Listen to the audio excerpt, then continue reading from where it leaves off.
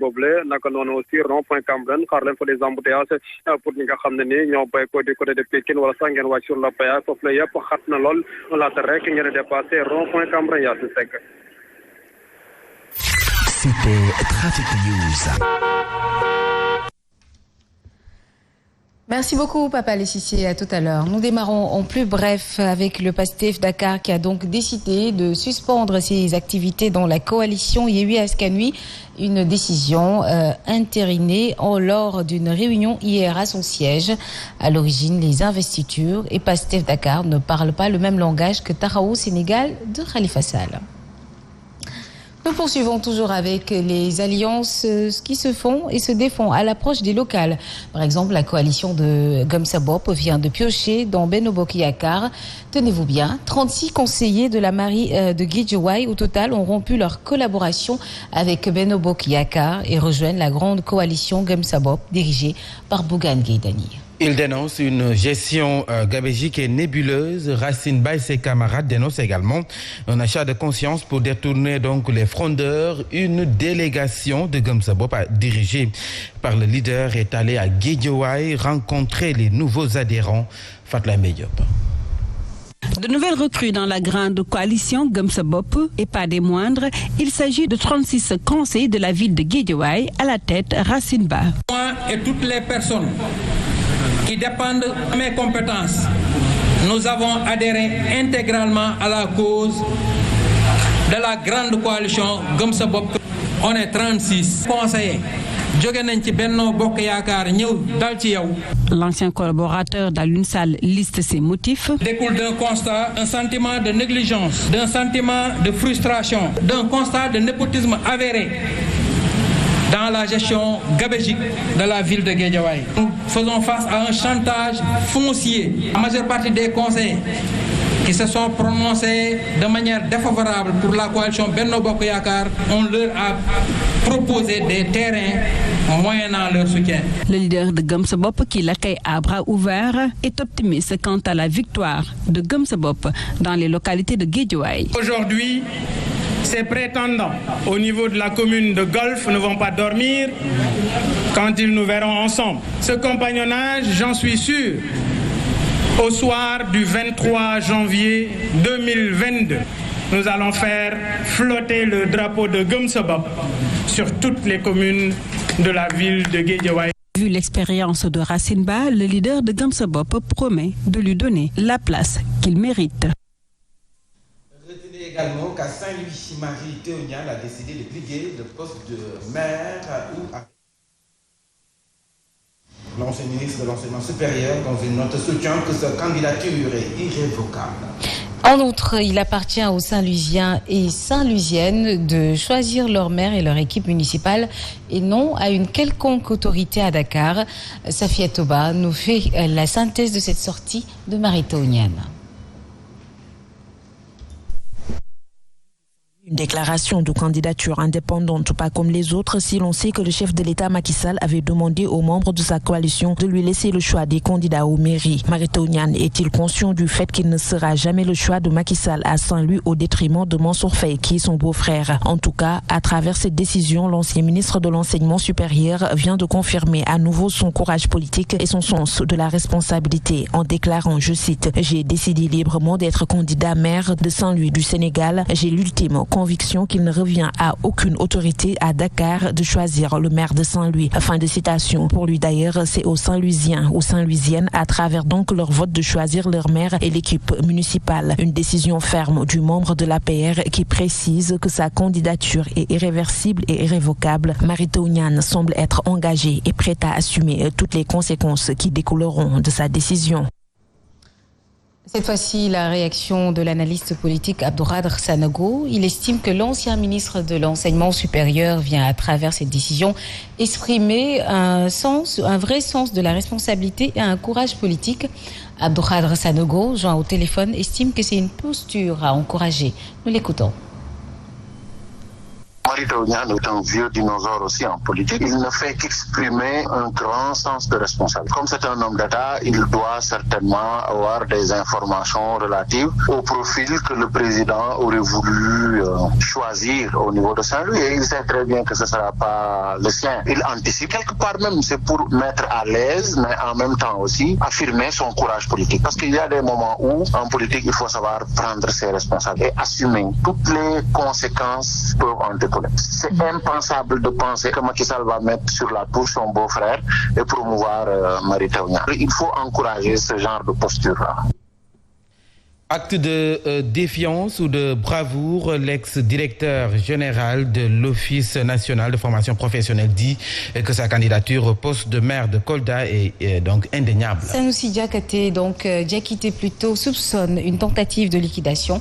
Il ne digère pas sa mise à l'écart lors de la réunion convoquée par le chef de l'APR et à laquelle on a pris part des ténors du parti.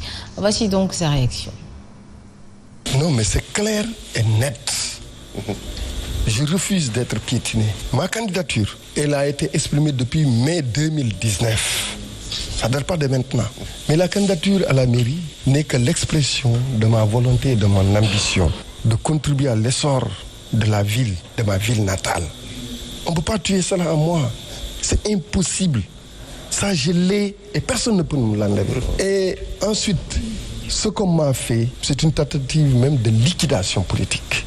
C'est une tentative d'humiliation, pas seulement pour moi, mais aussi pour tous ceux qui sont engagés à mes côtés. Je trouve cela inélégant. Cela ne se fait pas. Je ne mérite pas un tel traitement parce que j'ai travaillé loyalement, sincèrement, et j'ai fait des résultats. Alors, si on veut me piétiner, non. Qu'est-ce que tu m'as... Non, quand on fait une concertation sur les questions d'élection, alors que j'anime une sensibilité aussi à Kolda. La moindre des choses, c'est que je sois partie prenante de ces concertations.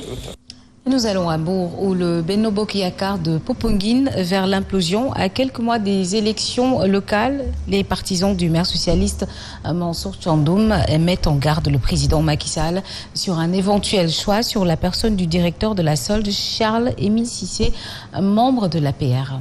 Pour les partisans du maire, ce dernier aurait milité à Thiès, mais faute de popularité, il a aménagé à Popenguine, chose qu'ils n'accepteront pas. Des propos qu'ils ont tenus lors d'une randonnée pédestre. Alioune Ndoye est avec Alioune Badara Sonko. Mouvement And Falat Mansour Thiandoum de la commune de Popenguine-Ndayane.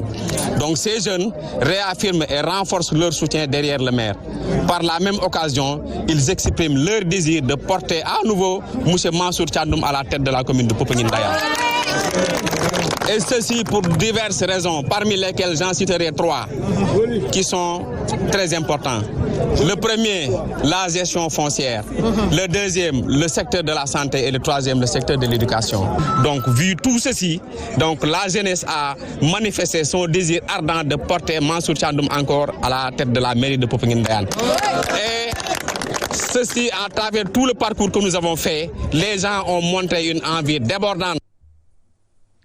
Et puis, Dr Annette Seck Ndiaye, directeur de la pharmacie nationale d'approvisionnement, répond positivement à l'appel des populations de Marsassoum qui l'investissent comme leur candidate ou à la mairie de la localité aux élections territoriales de janvier 2022. Pour la fille du défunt professeur Hassan Seck, ces élections doivent être une occasion de corriger l'injustice dont vivent les femmes dans la scène politique afin qu'elles puissent occuper au premier rang les postes électifs.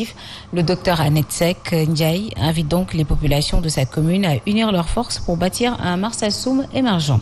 Nous l'écoutons ici au micro d'Abdourahmane Diallo.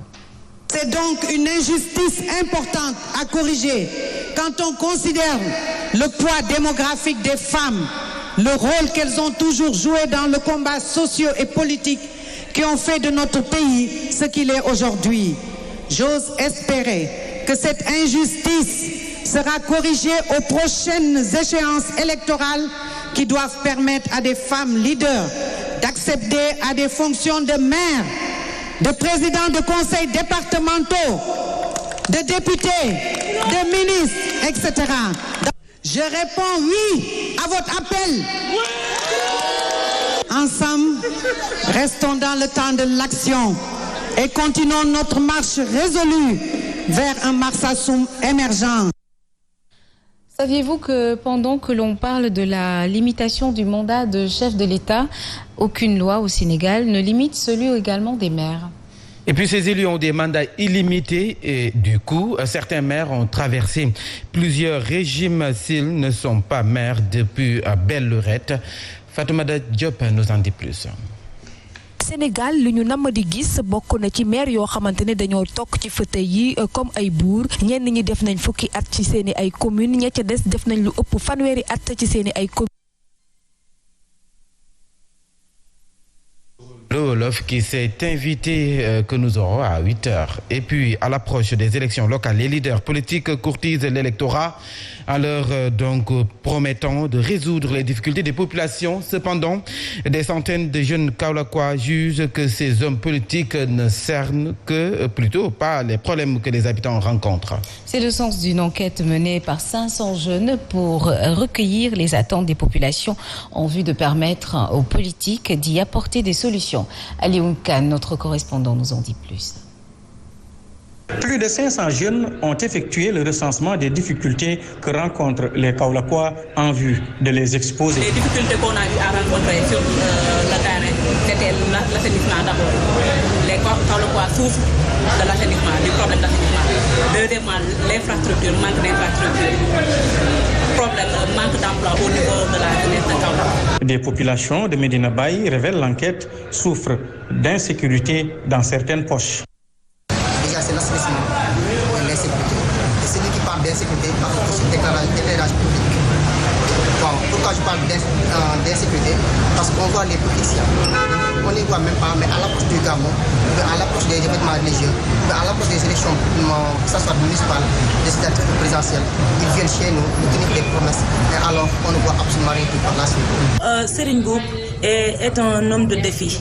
C'est pour ça qu'on a confiance en lui. Cette initiative de Serigne Mboup entre dans le cadre de sa politique qui vise à apporter des solutions aux multiples difficultés de la ville de Kaolack, une fois élu maire de cette localité. Rufisque perd également son ancien maire Korafal. Le défunt était également le maire honoraire de la ville et président de l'ASC Les Saltigués de Rufisque. Les témoignages sont unanimes. Korafal était un homme généreux. Il a été inhumé hier au cimetière de Diokoul.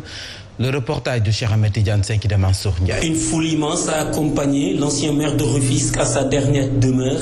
Le député et président du conseil départemental de Rufisque, Souleymane Doy, lui rend hommage.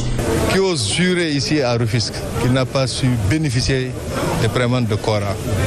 Combien de personnes a-t-il amené à la Mecque? Combien de bœufs a-t-il déposé devant le domicile des personnes décédées?